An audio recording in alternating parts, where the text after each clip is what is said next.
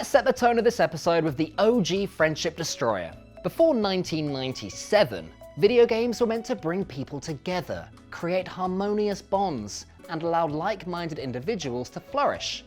And then Goldeneye released, and everyone started hating each other. Goldeneye ushered in a new era. We didn't play it to have fun, we played it to ruin other people's fun. And that opened the door for all these other games. Gang Beasts. At first, this game looks fun, quirky, and a lovely carefree way to whittle away an afternoon with friends. But try it at your peril, as before long, one of your group will find themselves flung through a window like any of these ragdoll characters. The game's simple. Grab your friends, fling them off. What you're flinging them off from varies from level to level, but it's all the same basic premise. What starts out as slapstick action quickly devolves due to infuriating, slippery controls. Let's look at a title that was once intended to be fun: Smash Bros. In the franchise's entire lifetime, there have been maybe 3 or 4 times when people brought it out and actually had fun with it. You know, played it as a party game.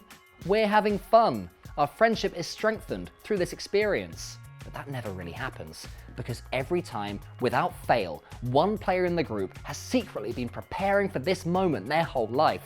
While enjoyable for a few minutes, it rapidly turns into a hunting ground, the well-intentioned group are cowering in fear from the bloodlust-stricken Kirby, who is taking no prisoners. If one of your friends perks up at the mention of playing Smash Bros, this is why. They've been waiting on their chance to brutalize you. Raise your hand if you've lost a friend because of League of Legends. Yes, it's affected so many of us. It all happens the same way. You discover a fun game to play, you bring your friends along, and as you learn the ropes, you will have a great time. But once you've come to grips with it, something changes. You want to win, and that is when it gets messy. 10 years of friendship ousted in a 20-minute game. It's brutal. On paper, Overcooked seems like a really fun little party game. Working with buddies, designating roles, running a kitchen in far-reaching and outlandish places. It's all about teamwork, patience, yeah! But for anyone who's actually played the game, you know how it goes. You'll start out strong, become a well-oiled machine, progress through the levels, until one of you gets an order wrong. That burger was supposed to have lettuce, not tomato, you d***.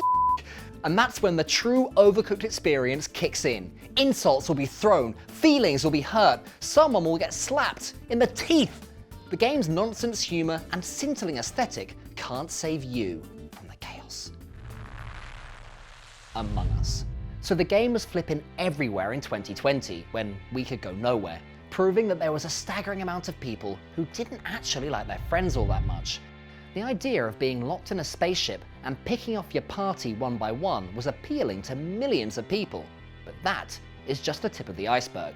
The real damage came with the mistrust that was spread. Sure, I've known this person for well over a decade, but I don't believe them when they say they're doing chores. I'm gonna blast them out of an airlock. It became evident that no one really believes anything anyone is saying, ever.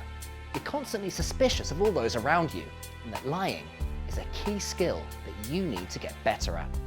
What a deliciously fiendish game. My compliments to the creators, the twisted so-and-sos. And now for something completely different. And I can't really think of another game like Cruel.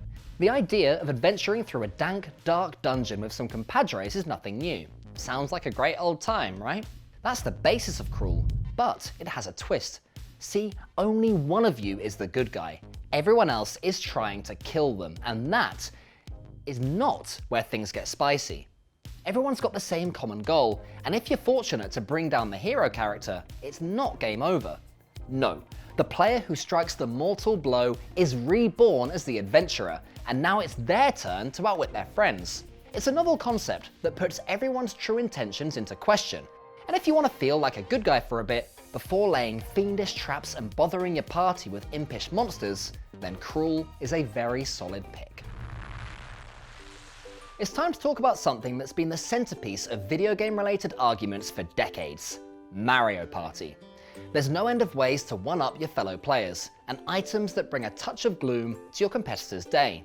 But I've one main issue with Mario Party. The interactions between players, it's all a bit passive-aggressive. No, I like to be actively aggressive. That's why I prefer Pummel Party. See what I did there? What a twist. Yes, our number 3 is Pummel Party. Sure, Mario has his merits, but I don't want to tease my friends by handing them a rotten mushroom. No, I want to shotgun them in the face, or shoot them with a giant laser, or if that fails, bees? The similarities between it and Mario Party aren't hard to spot. They both take place on a game board and see players vie for supremacy by collecting coins or crowns, and they both boast a diverse range of video games. But where Mario will have you trying to grab fish or herd penguins, Pummel Party will see you beat the snot out of your buddies. It's down to individual tastes as to which you prefer. The upside of Mario Party is that it's more kid-friendly, so you can also shatter a few childhoods, and that sounds pretty good to me. We're really feeling the lies and treachery in this episode. Among Us is great and all, but we feel it hits a ceiling as to what the players have in their arsenal to betray their friends. The next step after that, I feel, is Project Winter. Similar basic premise. Most of the lobby are good guys with a clear-cut goal, being hindered by one or more players who are positively evil. But outside the core concepts, the similarities end and Project Winter takes off. The map in Among Us is really quite small. Project Winter provides several areas to discover, explore, and ultimately murder each other in. The possibilities are also far more exciting. You can poison your group's food supplies, set bear traps around key positions, or take them out with a good old-fashioned crossbow to the face. This gives more options to the bad guys, but also means the do-gooders have a lot more to watch out for. This results in something that's just more immersive than Among Us, and once you're fully absorbed in the trials and trickery of your compatriots, well, that just makes the inevitable betrayal even more cutting. Just make sure to schedule a cooling off period between maps. There's gonna be a lot of hurt feelings that will need resolving. Our number 1 spot is a bit of a no-brainer. It's very simple to see why Dead by Daylight is a great pick if you secretly hate your friends. Basically, one of you is a bloodlust-fueled maniac, killer, or monster looking to pick off your buddies one by one. There is nothing subtle about it. It's gruesome, visceral, and horrific. If you pick this game to play on your next game night and then lock in the killer, well, you may very well be a psychopath. Yeah, you may be the selfless, brave soul who throws themselves at a monster to save your pals' lives. But let's face it, most of us would probably run away and hide in a puddle of our own urine. I don't think the ghosts of your mates will be all too happy with your cowardly fleeing. Even beyond that, there's a third facet that will truly strain those bonds of friendship. The game has a ridiculously steep learning curve. There's so much to get your head around. Perks, different maps, various killers, their abilities, so on.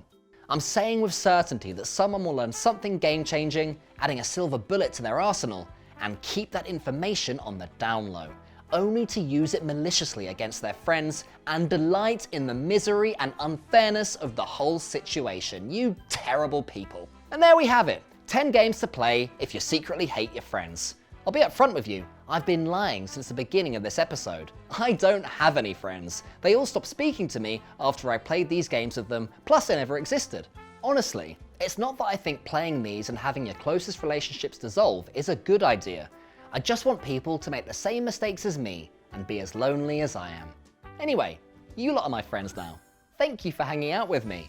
I'll see you next time. Please show up, and not on a puddle of your own urine. Please. I'll miss you.